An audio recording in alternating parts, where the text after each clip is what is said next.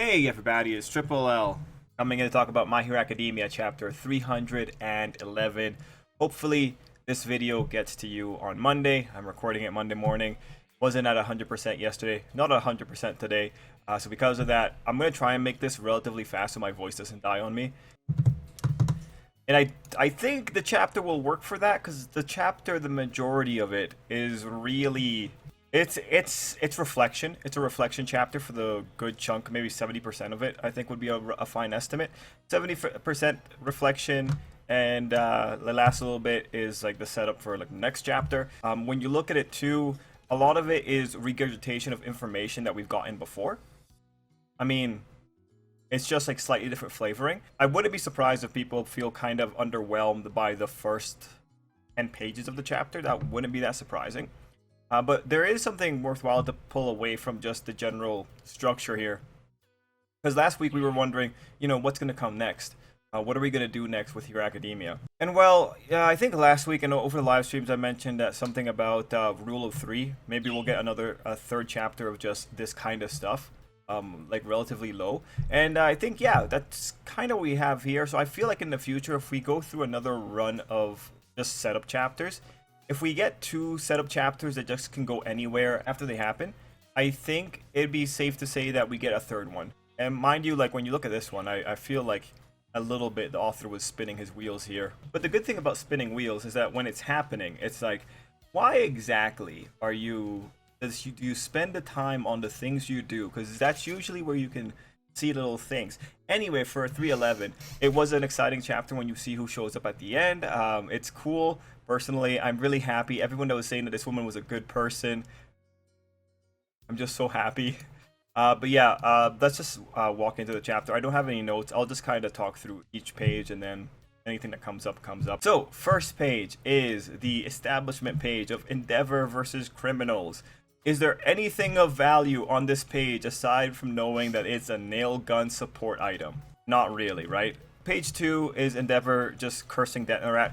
So this is important in the sense of we have to remember who's responsible for this. It's Detnerat, right? And remember, everyone that's buying into Detnerat right now, they're all part of the problem. They're all being basic plebs. They're all playing into the villain's hands. Remember, the civilians in this chapter, they are there only to make the heroes look good. Because when you have people standing up for what is right despite the adversity, that is the definition of a hero. These people are being, it's funny whenever you see the civilians pop up here.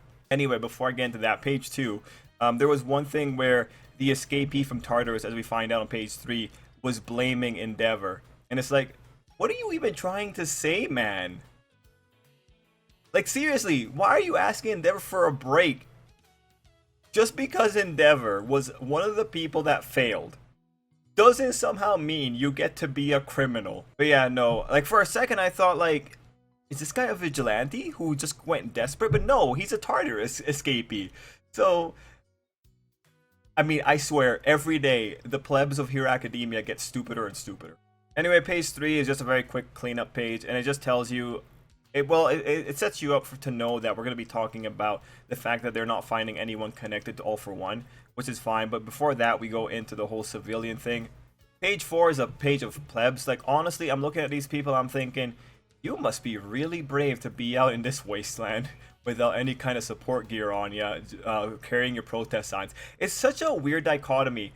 1 second, you have villains being picked up by police, and then you have people just shouting in the streets. Their self-preservation abilities leave a lot to be desired.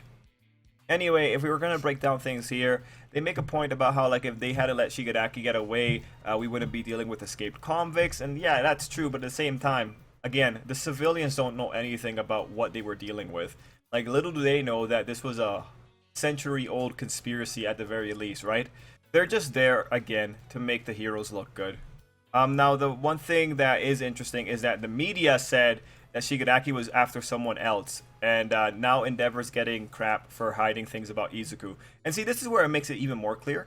Endeavor is suffering partly because he doesn't want to give Izuku's situation away. Yeah, no matter how you look at it, these guys are embodying heroic ideals. I do want to point out, like always, the media is terrible in Hero Academia, and Horikoshi is keeping that up here. Just because these people, and this the dialogue probably does speak to the real problem. Just because the civilians want to know, just because they have their own idea about what's going on here, doesn't mean they're in the right. What Endeavor and the other two are doing in keeping Izuku's secret is largely the correct course of action. Page 5 was actually the most interesting page of this bunch, in that we actually had people pointing out the propaganda about people that faced the flames. So that was actually really interesting. Really funny how they just call them fakes and all that, and it's like, yeah, you guys are just whatever.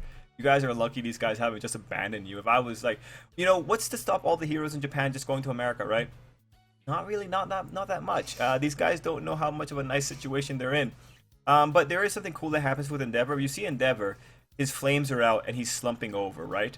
Like those, it tells us most likely that that one really hit Endeavor in the spot where it hurts. On page 6, we learn Edgeshot is following up on the Liberation Front. It's really important because what we got 231 or 132 escapees from Liberation Front. So it's good to know where number 4 is. And then the rest of the page is just talking about, again, what they're doing. So this is where we start getting a little bit more of the repetition. For instance, we know that All Might and Izuku are ahead of them because we know from a previous chapter that they're following in Izuku's wake. Another thing, we know that they're using Izuku as bait because they've already talked about this, right? So this is one of those pages where the guy is just, again, spinning his wheels. Like, quite literally, like, even the characters are spinning their wheels here trying to figure out what's going on. But then we go into page 7, which is really interesting, where they say they assume that the villains in Tartarus received orders of some kind. And from Muscular, we already know, well, a good chunk of them were just told to go wild. Anyway, these guys talk, and they ultimately come to the conclusion that Izuku is right when he said that All for One's top priority is hijacking Shigaraki. Now, you guys know me, right? I love that idea. I think it's a great idea. I think by the end of this, All for One wants to go into a perfect meld with Shigaraki. He wants to be in a place where he controls Shigaraki but can reap the benefits of Shigaraki's hate factory, right? The thing is, usually I would be screaming from the rooftops. I can't today. But also, you know, I wish it wasn't Izuku that was the one that was saying this, because it's like, this is where we're going into unreliable territory. Who is Izuku to tell me anything about what All for One wants? Izuku is a child. And he has dead people who don't even know how their power works, speaking into their brain. What's worse, the boss of the Dead People Union, Yoichi, has very concerning worldview. I mean, I wouldn't trust a guy who can't tell the difference between a victim of a murderer, who happens to be family, and a person who has decided to be a murderer. If he can't tell that difference, his judgment is I'm being really mean here, but you get the point. I don't trust Yoichi. I don't trust dead people. I don't trust Izuku, right? So when you have this whole thing about hijacking Shigaraki, I love it because I think that's where we're going. But the people who are saying it here, especially with the later parts of the chapter, it's like, I don't know. I think you guys might be. It might be correct, but you guys, I'm not sure we should be you know, as readers, we gotta be careful with it, right? Like, you have to accept it on one hand and be ready for there to be some extra nuance on the other. And then we go into page 8 and 9, and when you look at page 8 and 9, these guys are just pretty much, they're looking at the information that we've gotten in the past, and they're just coming up with rationalizations of it, right? There's nothing inherently new in this other than thought process, which is why this is a reflection chapter. And really, when you're looking at the way these people are talking, they're talking like how the manga readers would talk, right? They're speculating, which is another thing that takes away the energy from the chapter. But if you go to page 8, they make the conclusion that because All Might reduced him to the point that he needs to be on life support, he wants a new body. That makes sense. That is a good thought. And then on the second panel, we find out that Garaki is still in custody, which is wonderful to know. And we find out that they know about the whole thing with Shigaraki being complete. Now, here's the problem, right? And this is where we go into the speculation here. Hawk says that they're unsure of the specifics of the potential body transfer, but it's clear that Shigaraki has to be complete for it to work at all. No, that is not clear. And the reason I feel comfortable saying that is because this has to do more with the strength of the vestige inside of Shigaraki. The problem with the body is that you want the body to be able to handle all the power that Garaki has stuffed into it, right?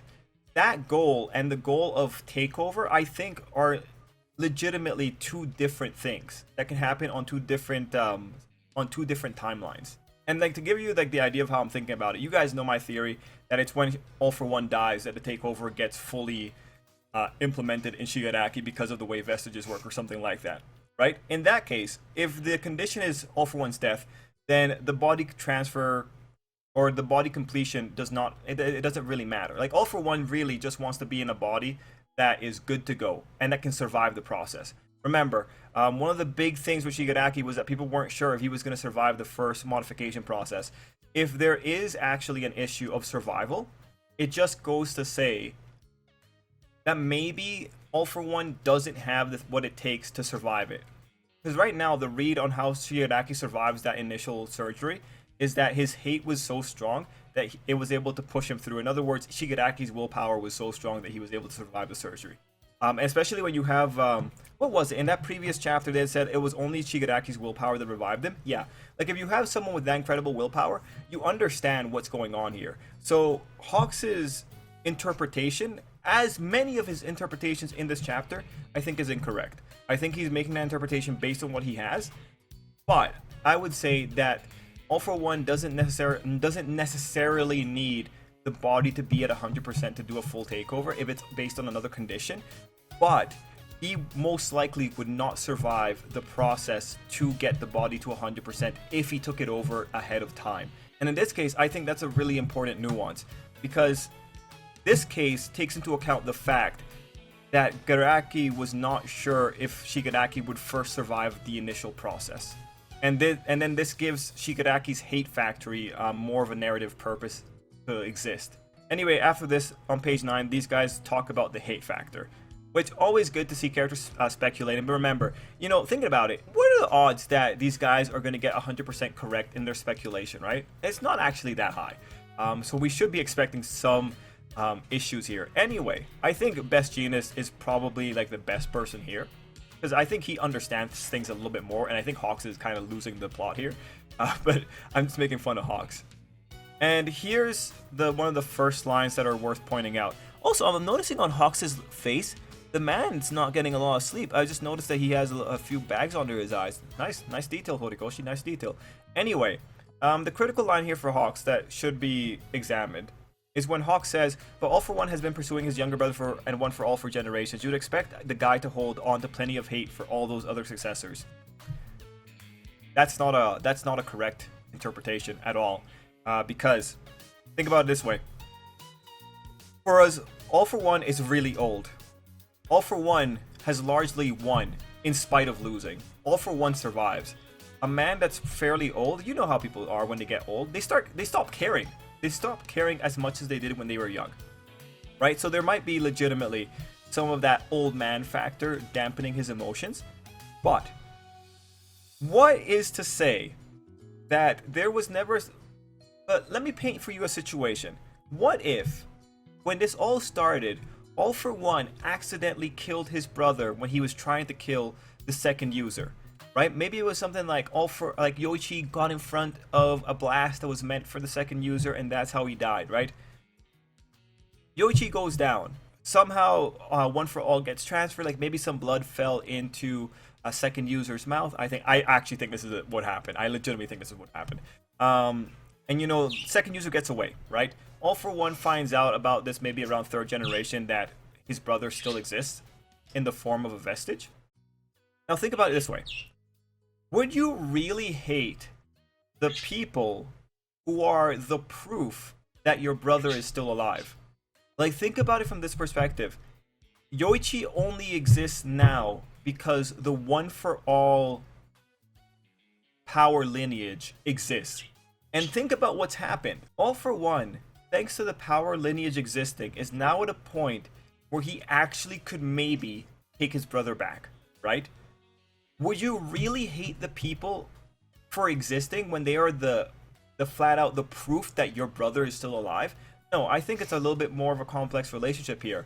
We know that he hates All Might. We know that this man is capable of hate. but he probably also appreciates the fact that they were able to survive, only because that means that his brother is still alive and that gives him more chance. All for One is in a position where he's already lived past a century, and he most likely thinks he's going to live for a very long time. From his position, he's playing the long game, and this is what All for One has always done. So if you have a guy playing the long game, he needs the vestiges to survive across time. He needs One for All to survive across time.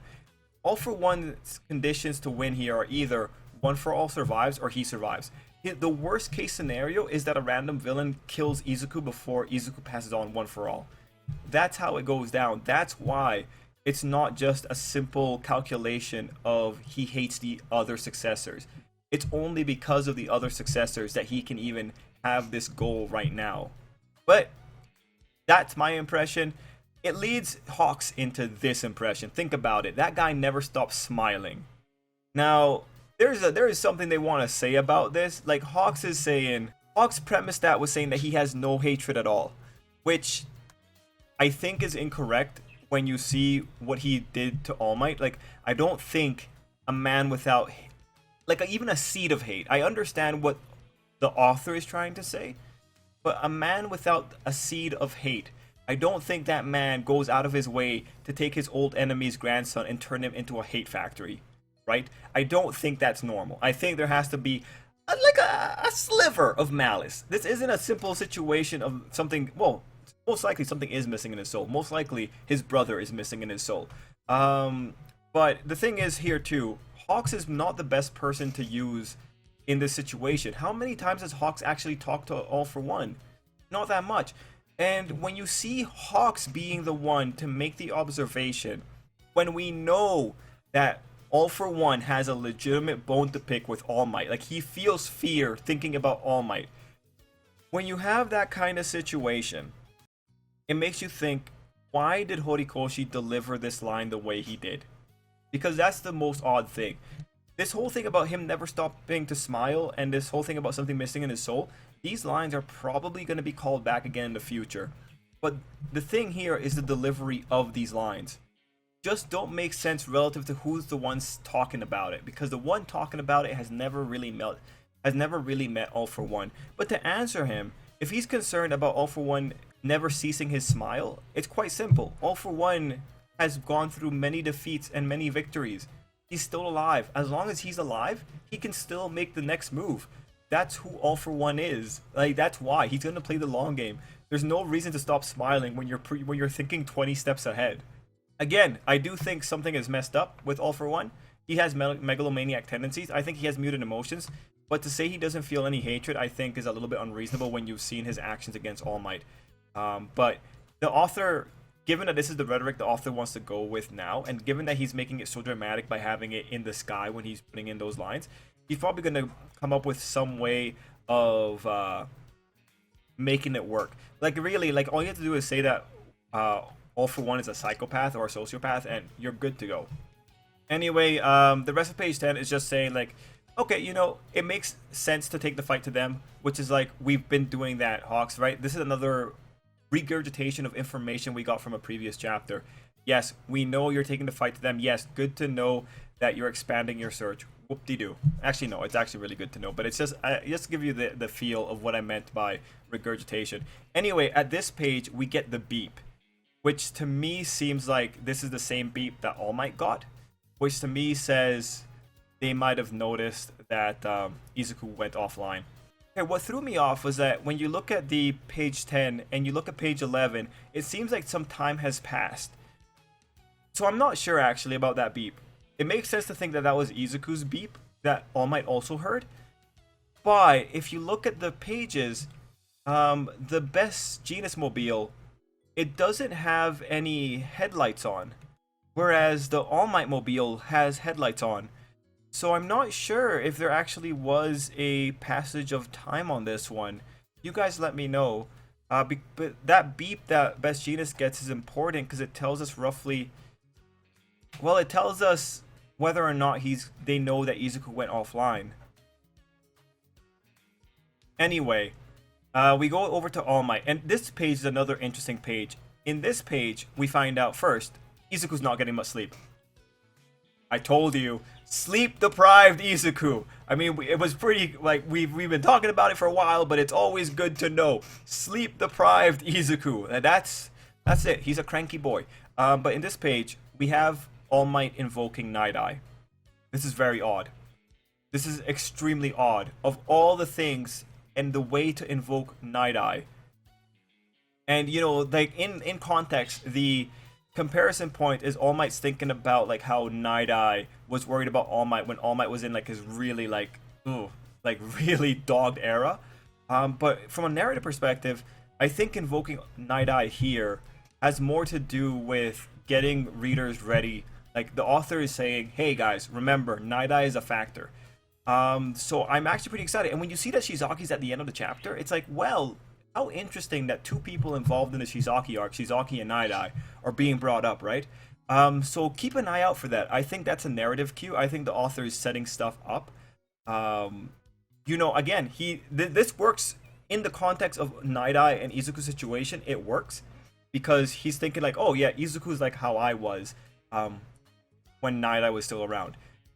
It works. It's interesting, but I think it might serve a second purpose. Anyway, on page 12 is where we find that Izuku's GPS signal is gone, and someone threw a grenade at All Might. Now, All Might is most likely not going to die here.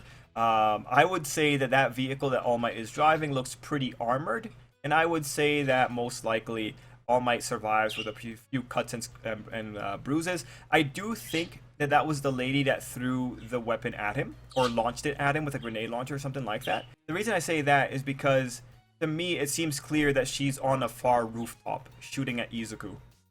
So if she's at a far rooftop, she just has to take a position that she can hit both All Might and Izuku at the right time. Although in this case, it's actually rather interesting. Now, I'm going to say the timing is weird on this page. Because if you look at the timing, in our sequence of time, we see the GPS signal go. If we assume that a GPS signal was locked to Izuku's phone, well, Izuku's phone had been destroyed before All Might gets hit by the grenade. By the time All Might gets hit by the grenade, the GPS signal's already gone. But on that same page, the paneling makes it seem like Izuku's phone got destroyed second. So the time frame might be a little bit weird here. If Izuku has a GPS somewhere else on his person, it's possible that the woman might have put up a blocker on All Might and the Best Jeanist car beforehand, and then attacked Izuku after she took out the two others. If we're looking strictly at how the page is read, the page's timeline makes it seem like Izuku's phone gets destroyed last after everyone else loses the signal. And the reason that All Might would get grenaded would be because, well, he's the first person to reach Izuku and help Izuku. So, looking at this, it's either the events happen simultaneously, or you look at the progression of the page and say that the events happen sequentially. It's kind of odd. The other thing that the author did is that he put a little transition panel, and usually when a transition panel happens in a page, it denotes the passage of time. So yeah, it's kind of tough. The big question is whether or not the phone has the GPS, or whether or not she put like some kind of electromagnetic blocker on the car itself to block out the GPS. The only reason this is important is because it's important to kind of figure out the timeline for who might be able to help Izuku, if Izuku's getting any help. Anyway, we go to page 13, and we have interesting devices. On this page, though, you have Izuku saying that there is an escapee with ties to All for One. Okay, that's like a neat thought. But before we talk about what Izuku's thinking here, I do want to point out, when you look at the speaker, you can notice that it has strange windings on it, right? And the reason I'm bringing this up is because if White Despair is watching, White Despair had asked, what was she holding in her hand when we see her on the next page? And I think this has to do with her quirk. I think the cloth on that receiver thing, I think that's an important clue as to where exactly the microphone came from. But anyway, before we go to page 14 and 15, on page 13, You see the skyline behind Izuku. That's the author's way of saying that she's on one of those far buildings, right? So this girl has a great position. And we go to page 14 and 15 where Izuku says that this is a hired gun sent by All For One. So of course I want to say she's not a nice person. If anything, this woman looks like a mercenary. This woman looks like a contracted killer. This woman looks like she's been around the block multiple times. This is a very dangerous woman. She probably deserves to be in Tartarus. One doesn't simply become a weapons expert by sticking around in Tartarus. There's so much to talk about here. I guess the first thing is, what is her quirk? I think you have to remember that when we saw her in Tartarus, she has an aura around her hand when she was opening up Shizaki's cell, right? When you look at the rest of this, there's a few factors here. First, there is definitely a bio component. I mean, look at this part of the stand. This is not standard stand for a sniper rifle, right? She looks kind of like a person out of Jagan or something like that.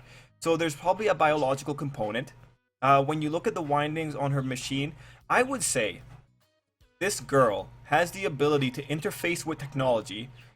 She has an aura, maybe there's probably also some kind of melding capability, like she can meld her body into it. Maybe she can absorb technology and like kind of bring it back out of her body with new modifications using some of her own biological tissue. I think it definitely, for me right now, I think it has a sensory component because of the way that she used her aura to interface with Shizaki's door. It can probably take into account simple machines like levers and pulleys and like lock mechanisms. Looking at the gun, she's probably able to modify things that she's using and give them new specs, most likely.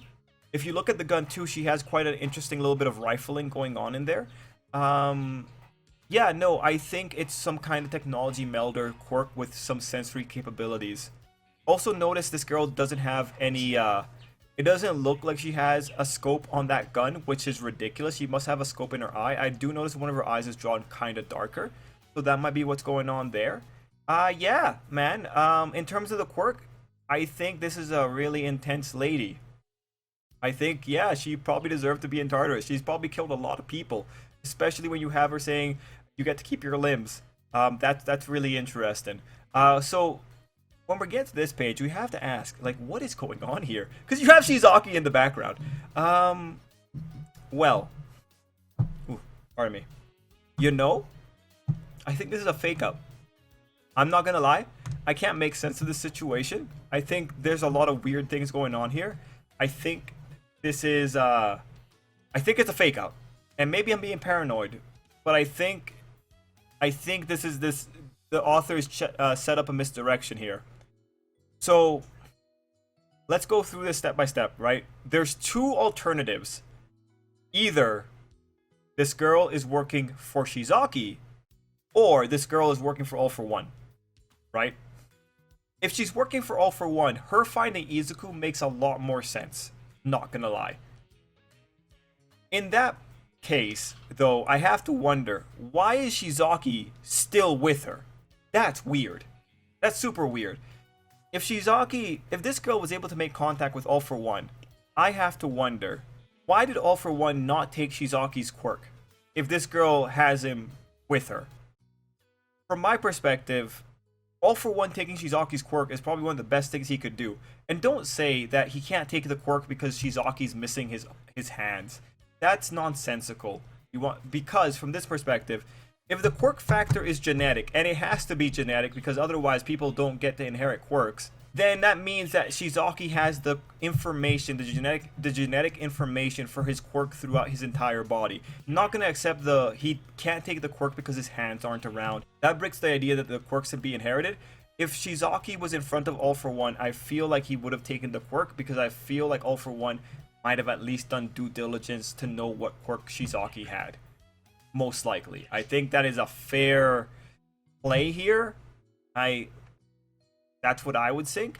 And that's honestly the biggest thing that keeps me away from All For One being the one that sent this woman. And when you look at the chapter, what the author did was the first part was dedicated to saying like, oh my god, All For One hasn't come for Izuku. And that also sets up like, well, he'll eventually come for Izuku. But the entire chapter was spent on why this guy spent on acknowledging that he wasn't coming. The one who is saying that it's All For One is Izuku here. Do we trust Izuku to know for sure what's going on here? And then we come into Shizaki. And you know what? I am actually really biased by one thing that a commenter, White Despair, said. White Despair had said that it maybe from one of the Ultra Analysis books, Shizaki's been sending money to his father figure that's in the hospital, right? If Shizaki still has funds, I am not confident that Shizaki wouldn't pay this woman. Like right now, the alternative here is Shizaki and this girl were looking for Izuku for some reason, and now they want to get Izuku. And if All for One isn't involved here, the question is why? Well, this is like, there's just so many leaps in logic here. I would say Shizaki might be going after Izuku because he wants Eri, maybe? But then, like, in that line of thought, it's like, how did this guy find Izuku? Like, that's the big thing. Japan is big. These guys must have been looking for a long time. Not only that, this girl's been casing the people who have been following Izuku because she knew how to deal with them. And then Shizaki also looked very slumped over. Him looking slumped over is like, why? What is going on here? There's so much stuff wrong in this image that a fake out, I feel, is reasonable.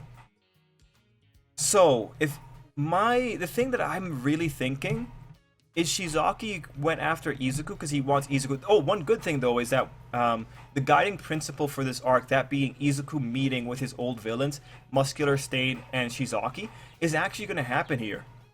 So I feel like Stain meeting Izuku is even more possible, and I feel that Shizaki and Izuku having a talk is a lot more possible here. So overall, if we were to say, why is Shizaki after Izuku? It would be simply, he's after Izuku because he wants information on Eri. Because Eri is the key to fixing a lot of the problems that Shizaki's caused.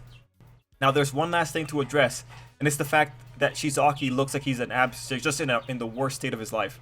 And at that point, I gotta ask, can you imagine what kind of situation you have to be in for this girl to be able to like gear up in all her regular outfit? Like, she looks stacked, brah.